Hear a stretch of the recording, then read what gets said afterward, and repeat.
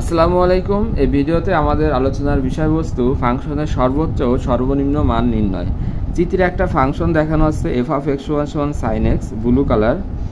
এই রেখাটা হচ্ছে f of x = sin x ফাংশনের লেখচিত্র। এখন আমরা যদি খেয়াল করি এই ফাংশনের সর্বোচ্চ মান হচ্ছে π/2 বিন্দুতে, অর্থাৎ 90 ডিগ্রিতে।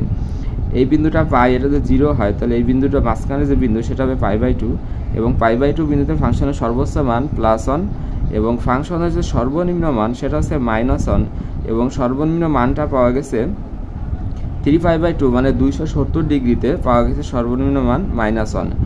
এখন এই ফাংশনের সর্বোচ্চ মান এবং সর্বনিম্ন মান আমরা চিত্র না এঁকেও অঙ্কের মাধ্যমে নির্ণয় করতে পারবো যে এই ফাংশনের সর্বোচ্চ মান +1 আর সর্বনিম্ন মান -1।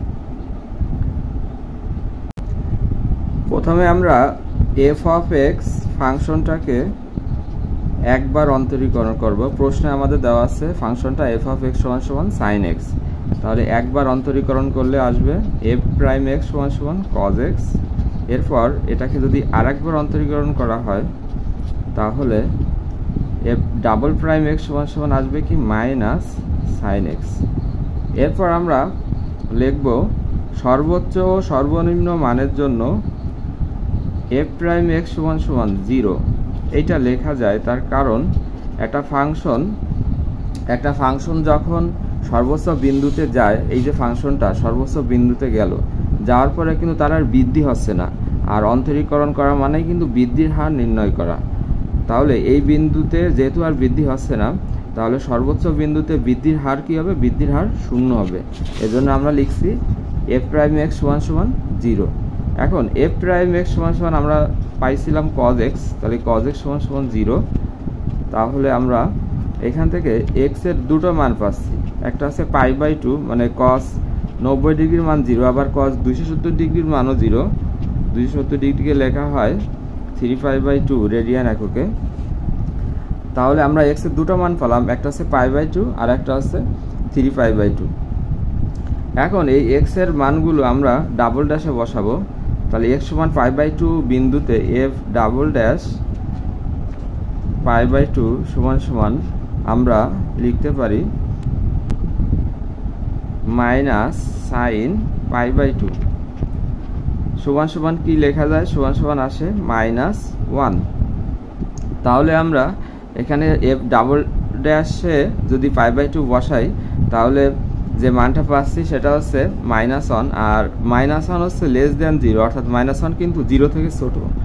আর 0 থেকে ছোট হলে তখন বুঝতে হবে x = π/2 বিন্দুতে এই ফাংশনটির কী মান আছে? এই ফাংশনটির সর্বোচ্চ মান আছে।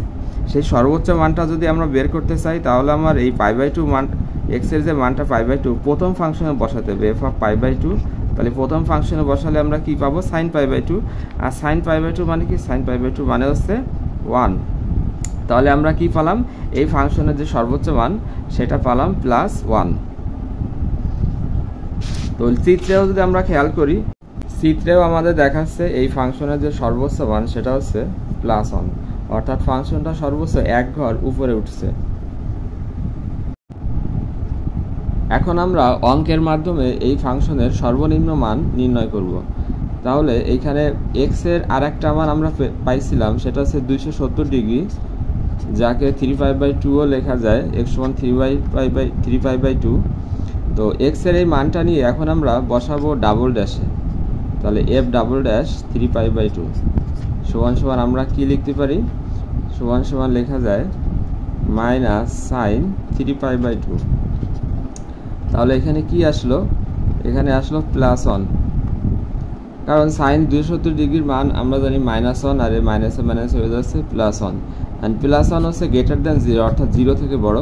তাহলে আমরা দেখলাম এখান থেকে যে x = 3π/2 বিন্দুতে এই ফাংশনটির সর্বনিম্ন মান আছে। যেহেতু <0 এজন্য এখানে এই বিন্দুতে সর্বনিম্ন মান আছে। তাহলে সেই সর্বনিম্ন মানটা যদি আমরা বসাতে চাই তাহলে 3π/2 কোথায় বসাতে হবে? প্রথম ফাংশনে।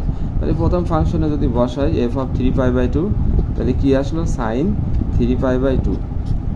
তাহলে sin 3π/2 মান আমরা কি জানি? sin 3π/2 মান হচ্ছে -1। তাহলে আমরা যা পেলাম তা হচ্ছে এই যে ফাংশন, এই ফাংশনের সর্বনিম্ন মান -1। চিত্রেও কিন্তু তাই দেখাচ্ছে এই যে ফাংশন সর্বনিম্ন মান হচ্ছে -1, নিচের দিকে সর্বনিম্ন 1 ঘর নিচে নামছে এই ফাংশনটা।